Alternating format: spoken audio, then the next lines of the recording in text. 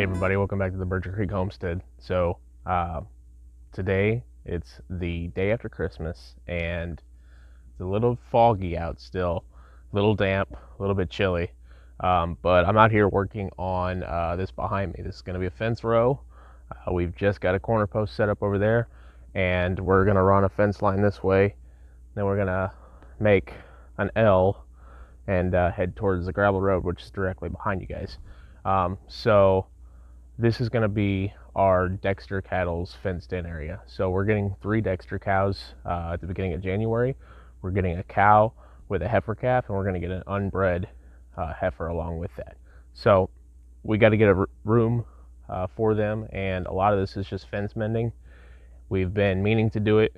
We didn't think we were going to get Dexter cows this early. We thought we were going to get it sometime in mid-spring or something.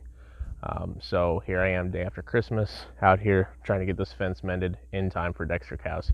And the reason I'm running a new run right here is because right here is directly underneath a power line. And about once every 20 years or so, the electric company will come through and they'll bulldoze everything down and clear that path for their easement for their power lines. And they just happened to do that last fall. And there was a good fence line sitting right here, and now it's gone. So I have to redo some of that. It's really no big loss. We're talking probably 8 fence posts or something, and then that much line, barbed wire line. So it's really no big loss of mine. I was going to need to mend it anyway, so now I'm just going to run new stuff, and it's going to be good for a long time. We're going to make about 2.8 acres of fenced in area here. Now, Dexter cow, if you don't know about Dexters, Dexters are one of the smallest breeds. I think they're the world's smallest non-miniature breed of cow. And they're great for beef, they're great for milk, and they can actually be used as oxen as well. They're one of the only tri breeds out there. But they're real short. They're about this high at the back, and their heads will maybe get up here. They're not very tall cattle. So I'm just running about 4 feet fence rows.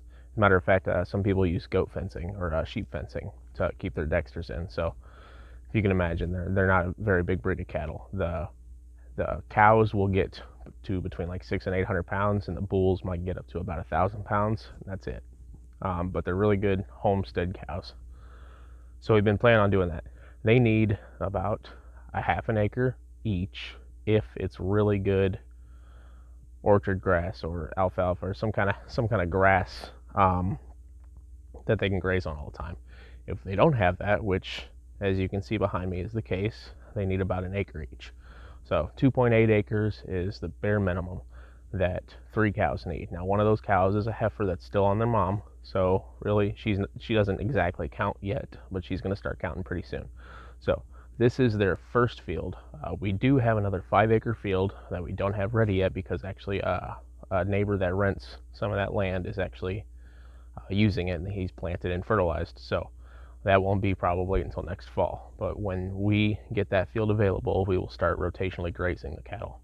Until then, we're going to have to rely on some grain, but probably mostly hay.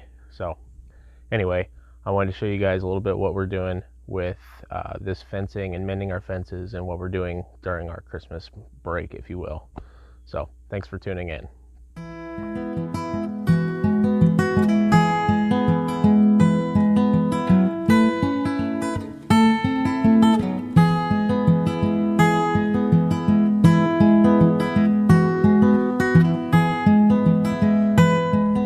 All right, so I know that was about 15 seconds for you guys, but for me it took about 15 minutes. And I'm just running one strand of wire, probably 50 feet. I thought I could unspool the barbed wire and run it just with my hands, but as you can see, I was getting just tangled up in it. The barbed wire itself was getting knotted and tangled. That's not gonna work, so it's time for a fix.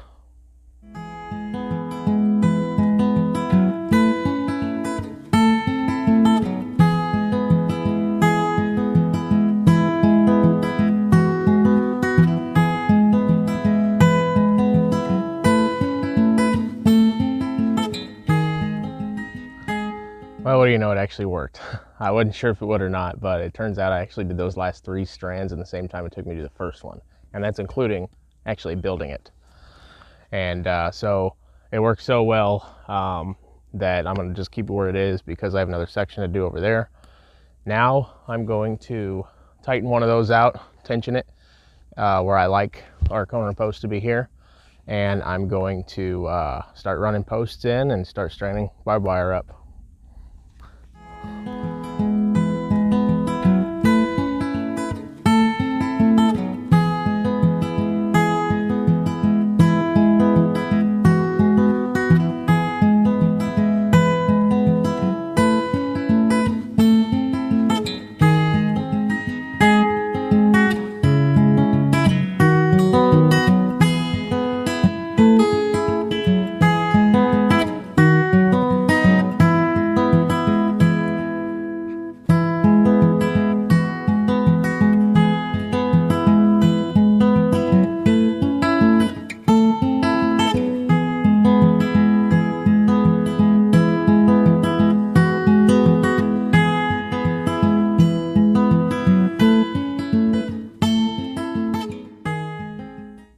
Well, there you go.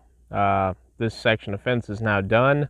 I've got 1, 2, 3 T-posts in, and since I'm going across creek bottom, I think I was running into some pretty big rocks, and I really couldn't get more T-posts in than that. I might have to come back and get a shovel or a pick and get a couple more in here, but for now, this is going to work. And the water flows this direction, so we've got nice big trees to help keep the fence in place if we have a flash flood or something. The only thing I am going to do is I think I'm going to tie the bottom and the second to bottom barbed wire a little bit closer right over the creek bottom, and then I'm going to lay a piece of tin there.